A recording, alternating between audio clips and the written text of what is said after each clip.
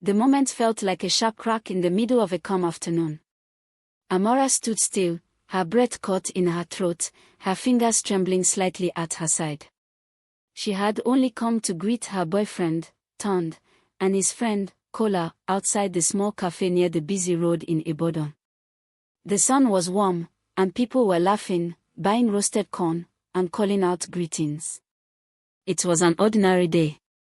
But what she saw was not ordinary. Kola was holding a black bag. It looked heavy, the kind that bends at the bottom like it is filled with stones. He had unzipped it just a little, maybe to show something to Tond. And inside, Amara saw it clearly. Bundles of cash. Thick. Neat. Too much. Her heart began to pound like a talking drum.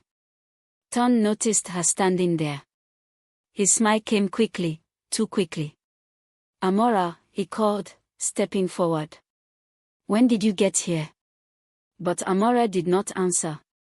Her eyes moved from Tond's face to the bag, then back to Kola, whose hands were now shaking as he tried to zip it up again.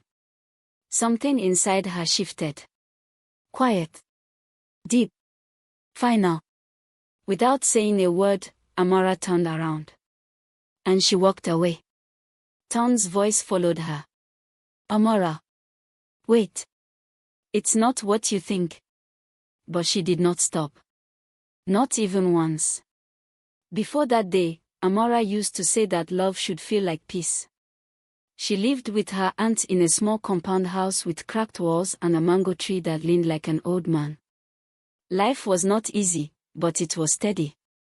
Amara sold handmade bead jewelry at a small roadside stand, and sometimes she helped children with their homework for a little extra money. She believed in simple things. Hard work. Kind words. Honest living. And for a long time, she believed in Tond. Tond was different when they first met. He spoke softly, always with respect. He fixed broken radios and phones at a small shop in town. People liked him because he was patient and never cheated anyone. The first time he gave Amara a gift, it was just a small bracelet made of collar thread. I made it myself, he said, smiling shyly. Amara laughed. Then I will keep it forever. And she meant it. Their love grew slowly, like a plant that gets enough sunlight and water. They would sit under the mango tree in the evening, talking about dreams. One day, Tond said, I will open a big electronics shop.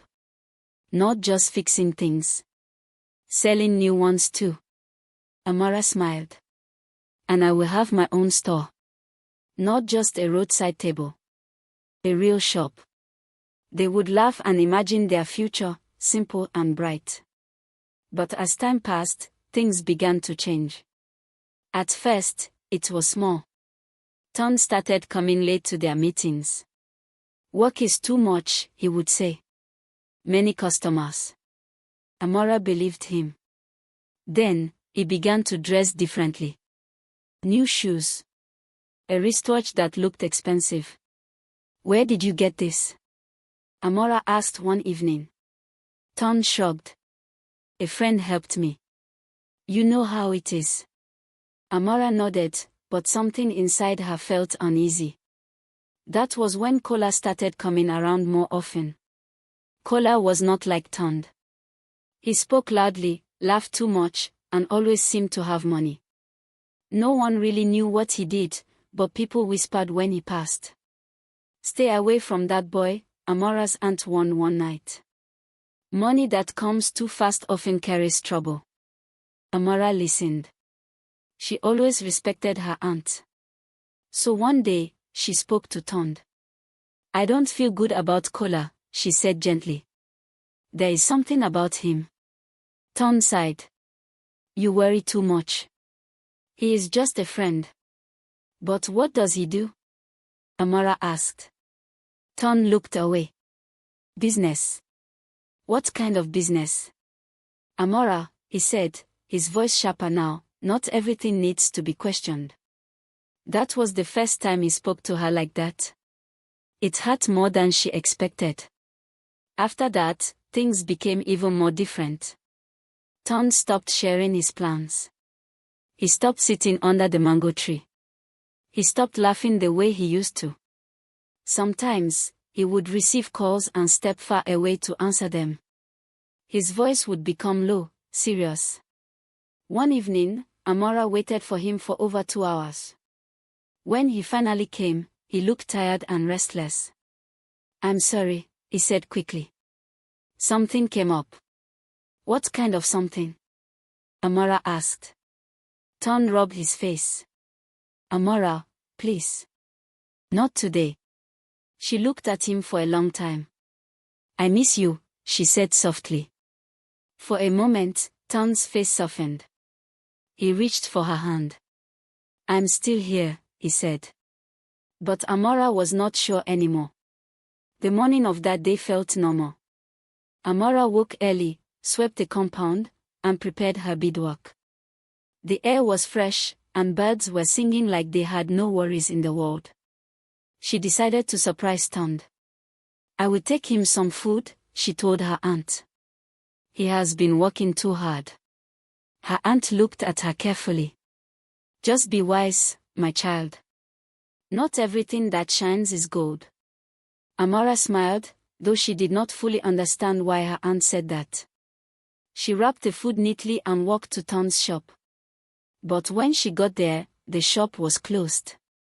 A boy nearby said he went to meet someone at the cafe.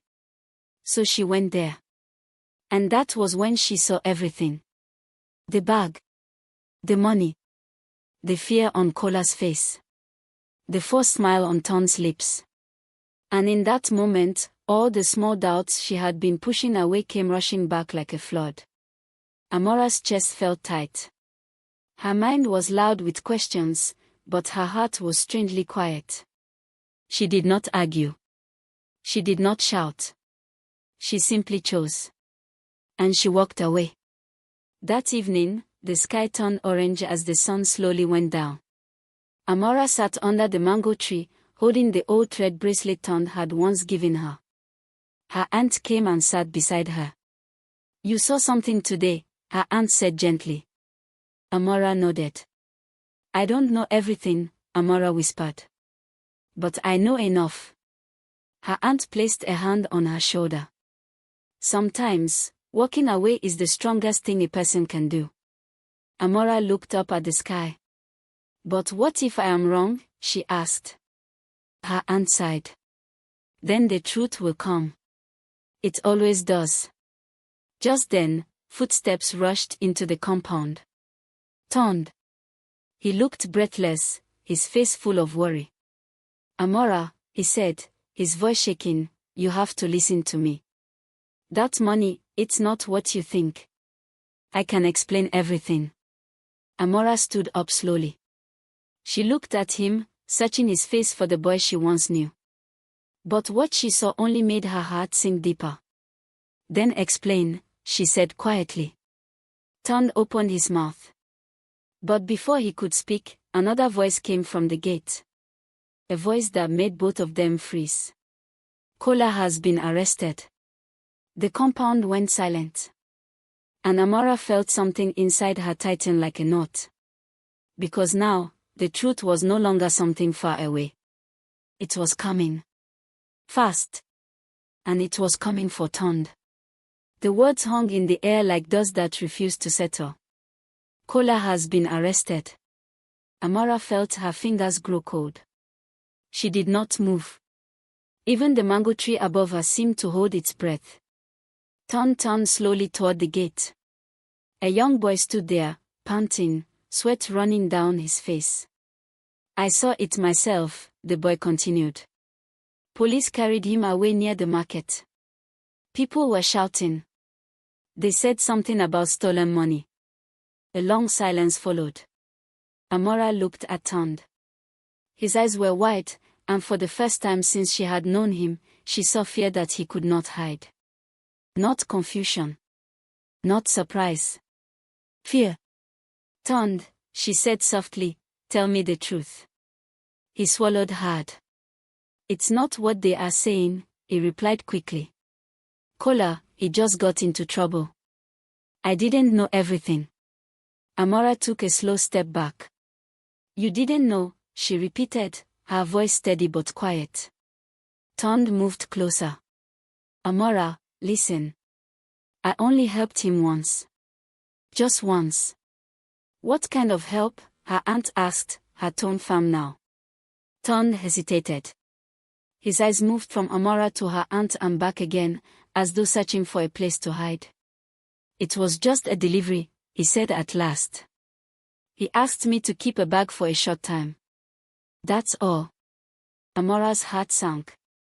The same kind of bag I saw today, she asked. Tond did not answer. That silence spoke louder than any words. Night came slowly, wrapping the compound in a quiet darkness. Amara sat inside her room, staring at the small oil lamp flickering on the floor. The bracelet still lay in her hand, but now it felt heavier than before. Her mind was full of questions. Could someone she loved be part of something wrong? Had she ignored the signs? Or had she simply trusted too much? Outside, she could hear voices. Her aunt speaking to Tond in low, serious tones. Young man, her aunt said, truth is like light. You can cover it for a while, but it will still find its way out. I am telling the truth, Tond insisted. I did not steal anything. I only kept the bag. I didn't even open it. Her aunt sighed. But you knew something was not right. Tond did not reply. After a moment, Amara stepped outside. The night air was cool.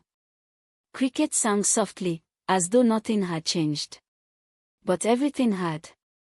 Tond, she called. He turned quickly, relief flashing across his face. Amara, please. She raised her hand gently. I need you to answer me clearly, she said. No hiding. No half-truths. He nodded. When did you start working with Kola? Tond hesitated again, then spoke. About 2 months ago. Amara felt a sharp pain in her chest. 2 months. That was when everything began to change. What exactly have you been doing for him? She asked. Small things, he said. Carrying packages. Holding items. Meeting people. Did you ever ask what was inside those packages? Tond looked down. No. Why? He rubbed his hands together nervously. Because. I needed the money. The words fell heavy between them. Amara closed her eyes for a moment. How much? She asked quietly. Enough to fix my shop. Enough to save, he said. I wanted a better life. For us. For us, Amara repeated. She opened her eyes and looked at him carefully. A better life built on what? Tond. On secrets. On fear. He stepped closer. I was going to stop. I swear. I just needed a little more time. But you didn't stop, she said. No, he admitted. The next morning, the town buzzed with news. People gathered in small groups, whispering, pointing, shaking their heads. They say Kola was caught with stolen money, one woman said. Not just money, another added. They say there are many people involved. Amara walked through the market slowly, her basket empty. She could feel eyes on her, though no one spoke directly to her. In a place where everyone knew everyone, secrets did not stay hidden for long. At her bead stand, her friend Zainab approached her. I heard about yesterday, Zainab said gently. Are you okay? Amara nodded, though she was not sure if it was true. I don't know what to believe, she admitted. Zainab sighed. Sometimes, the hardest thing is accepting what is right in front of us. Amara looked at her beads, the bright colors shining under the sun. I thought I knew him, she said. Zainab placed a hand on her arm. People can change. Or maybe, they only show us who they truly are when the time comes. Amara said nothing. Later that day, Tond came to see her again. This time, He looked more tired than ever. I went to the police station, he said. Amora's heart skipped. Why? To find out what is happening, he replied. They're asking questions about Kola. About his friends. And? Amara asked. Ton took a deep breath. They may call me in. The words made the air feel heavier. For questioning, he added quickly. Just to answer questions. Amara studied his face. Will you tell them everything? She asked. Ton hesitated. I will tell them what they need to know. Amara shook her head slowly. That is not the same as telling the truth. He looked frustrated now. Amara, you don't understand. If I say too much, I could get into trouble too. She stepped back. So you are still thinking about protecting yourself, she said. Not doing what is right. I am trying to be careful, he replied. And where has that brought you? Amara asked quietly. Ton fell silent. As the sun began to set again, painting the sky in soft gold and red, Amara stood once more under the mango tree. Her aunt joined her. What will you do? Her aunt asked. Amara took a long breath. I don't know yet, she said. But I know I cannot ignore this. Her aunt nodded. Whatever you choose, choose with a clear heart. Amara looked toward the gate, as if expecting someone to appear. And as if the world had heard her thoughts, a figure stepped into the compound. A police officer. He stood tall, his uniform neat, his face serious. Good evening, he said. Is Ton here? Ton stepped forward slowly. Yes, officer. The officer looked at him carefully. You need to come with us, he said. We have more questions. Amara's chest tightened. Ton turned to her, his eyes full of fear and something else, regret. Amara, he said softly, please believe me. I never wanted this. She did not answer. Because at that moment, belief was no longer something she could give easily. As the officer led Ton away, Amara felt the ground beneath her shift once more. The truth was unfolding. But it was not gentle. And deep inside, a quiet voice began to ask a question she could no longer ignore. If Ton had hidden this much, what else had he not told her? The night felt longer than any Amara had ever known. She lay on her mat, eyes open, listening to the quiet sounds of the compound. A distant dog barked. The wind moved softly through the mango leaves. Everything seemed normal, yet nothing felt the same. Ton had been taken away. And with him, the last pieces of the life she thought she understood. Amara turned the small thread bracelet in her fingers again and again. Once, it had meant love. Now, it felt like a question she could not answer. Her aunt's voice came gently from the doorway. You have not slept, she said. Amara sat up slowly. Sleep is far from me tonight. Her aunt nodded and came to sit beside her. When truth begins to show itself, her aunt said, it often brings discomfort before it brings peace. Amara sighed. What if the truth changes everything? Her aunt gave a small, knowing smile. It usually does. Morning came with a pale light and heavy silence.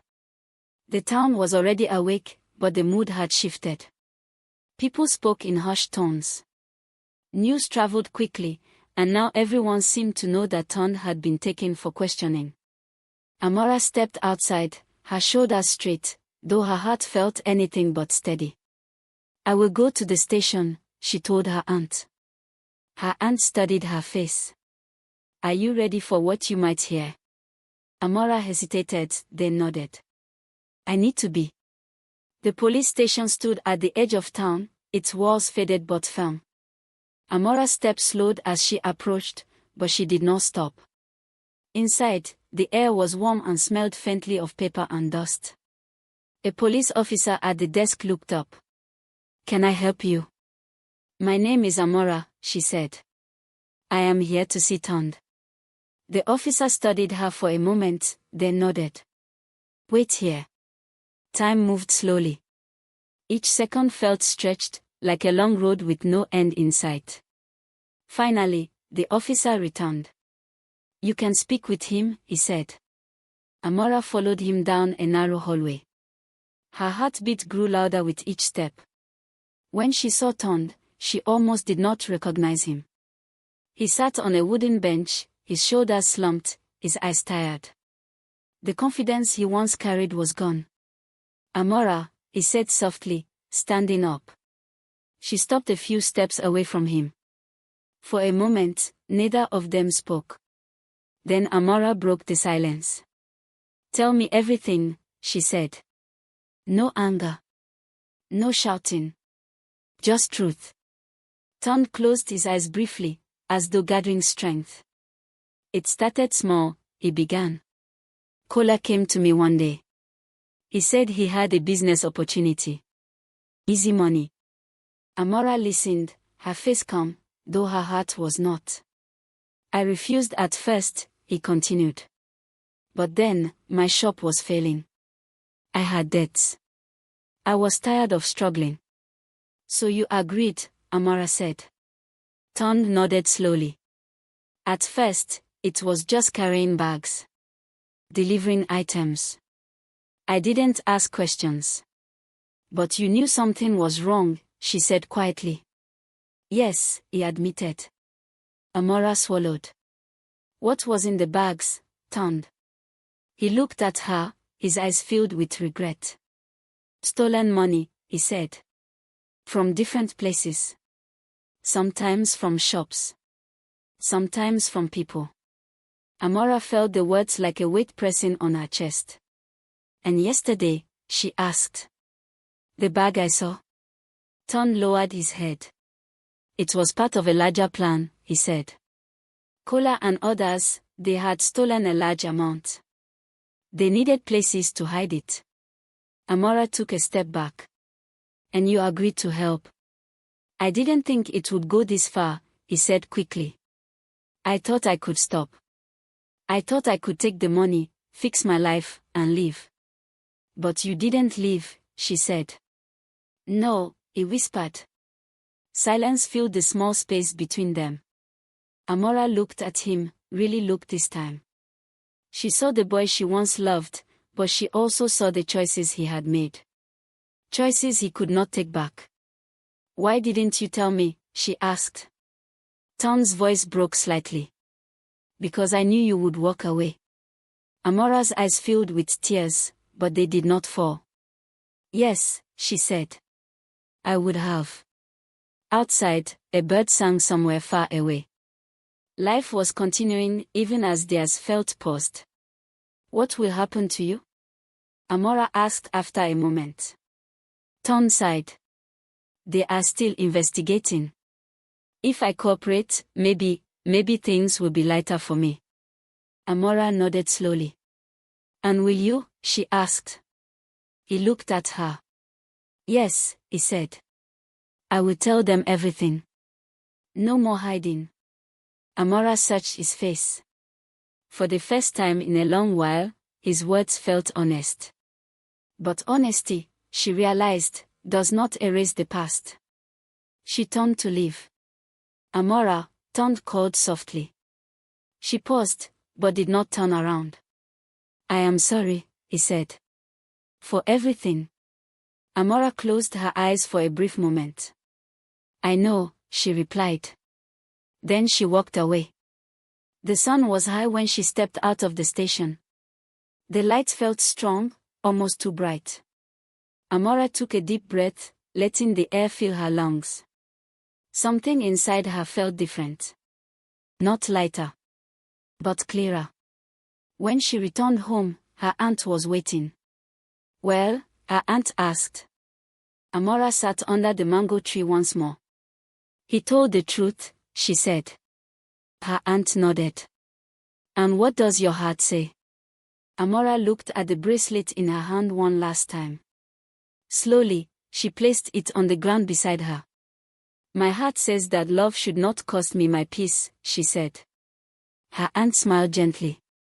That is wisdom. Days passed.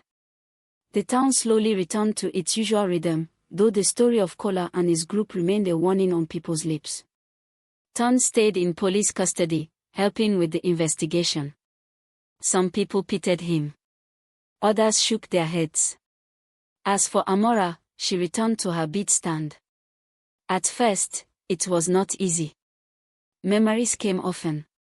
The laughter. The dreams. The promises. But each day, she chose to move forward. One afternoon, as she arranged her beads, a young girl stopped by her stand. These are beautiful, the girl said. Amara smiled. Thank you. Did you make them yourself? The girl asked. Yes, Amara replied. The girl grinned. I want to learn how to make things like this one day. Amara felt something warm rise in her chest. You can, she said. If you are patient and honest with your work. The girl nodded eagerly. As she walked away, Amara watched her, a soft smile on her face. For the first time in many days, that smile felt real. That evening, under the mango tree, Amara sat quietly. The sky was painted in soft colors, and the air carried a gentle calm. Her aunt joined her. You have done well, her aunt said. Amara shook her head slightly. I am still learning. Aren't we all? Her aunt replied. Amara looked up at the branches above. She thought about everything that had happened. The shock. The pain. The truth. And the choice she had made. Slowly, she spoke. Sometimes, what we lose is not as important as what we keep. Her aunt nodded. And what have you kept? Amara placed a hand over her heart. Myself, she said. And in that quiet moment, as the last light of the day faded, Amara understood something she would carry for the rest of her life. That no amount of money, no matter how large, is worth the loss of a clear heart. And sometimes, the strongest step a person can take is simply to walk away.